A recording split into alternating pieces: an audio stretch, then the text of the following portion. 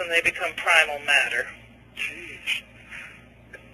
In a sense, isn't that the ultimate goal of the left-hand path? That's what it is. But of course, once again, they don't realize or understand that the end is as primal matter.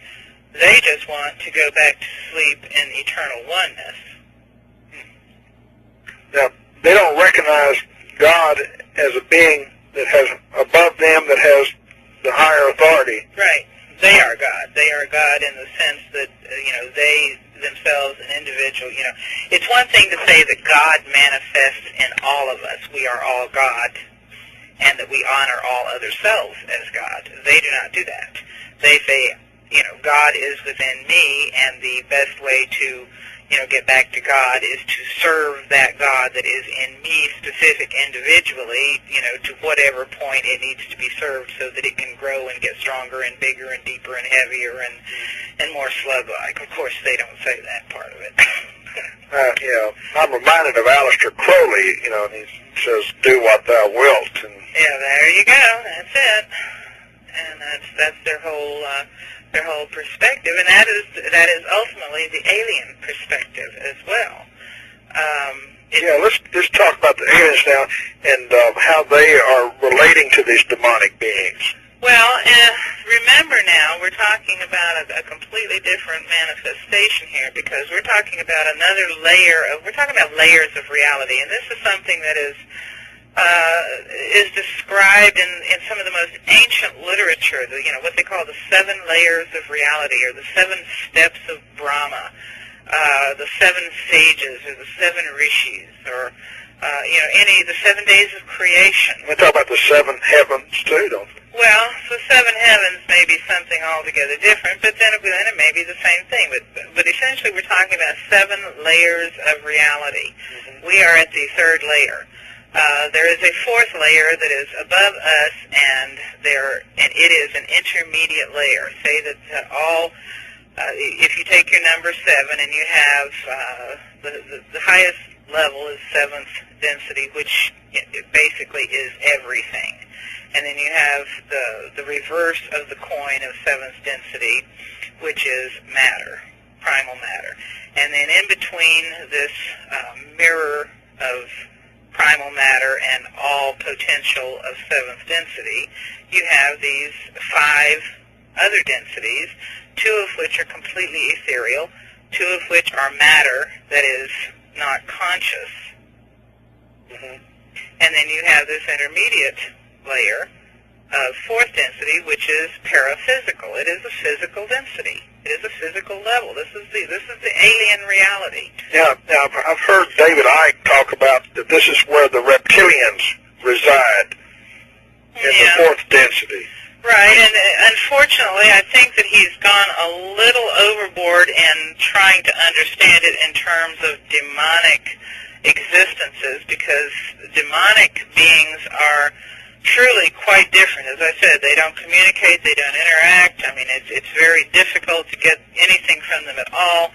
And in terms of this alien reality, we still have, quite an interaction, quite a hierarchy going on. But for the most part, it serves self. It acts like the shepherd on many occasions, taking good care of the sheep so it can have dinner and warm clothing. Now, we're primarily now talking about the reptilian beings.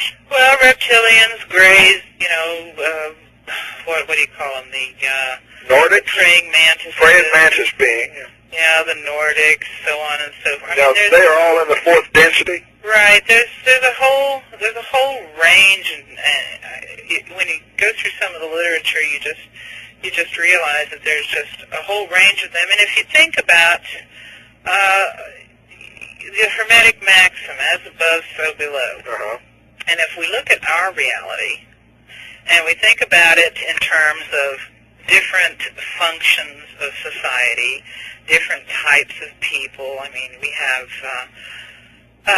all kinds of different intellectual levels, we have different emotional expressions, we have people who are bankers, we have people who are the ruling elite, we have people who are doctors, lawyers, we have ordinary workers, we have people who are perfectly happy to dig ditches all their lives because, for them it's satisfying. Mm-hmm. The same thing holds true with these higher levels of reality, this fourth density level of reality. If we look at the density below us, second density, and we look at the lower levels of it, plant life, and then the intermediate levels, that are more basic forms of life, but they're animal life, and then the higher animals, on up through, the companions of man, the apes, the chimpanzees, so on and so forth. You see all different kinds of levels of being. A level doesn't necessarily constitute a judgment in terms of greater or lesser. It just constitutes a different type or a different expression. Mm-hmm. The same thing holds true at the fourth density level of reality. For example, the grays, what we call the Zetas, they are biobots. They are not quite plant life, but they are what you would call bioengineered beings of the reptoids. I've heard that. And they are, and there are several varieties. I've got an interesting document that was passed to me a few years ago that actually supposedly was smuggled out of some kind of military study, and it has pictures, and I've got them on my website. I scanned them and put them on the website of different kinds of alien beings that have been encountered by some of these people working in these underground facilities. Well, before you go further, why don't you go ahead at this time and give out your website address? Okay, it's www.cassiopeia.org. And spell Cassiopeia there for me. Okay, it's CASSIOPAEA.org. And it's an unusual spelling. They can see some of these photographs of these grays on your website. Well, they're drawings. They're not photographs. Okay, I'm sorry. Right, and but interestingly, quite a number of them seem to be bioengineered beings with specific functions. Uh-huh.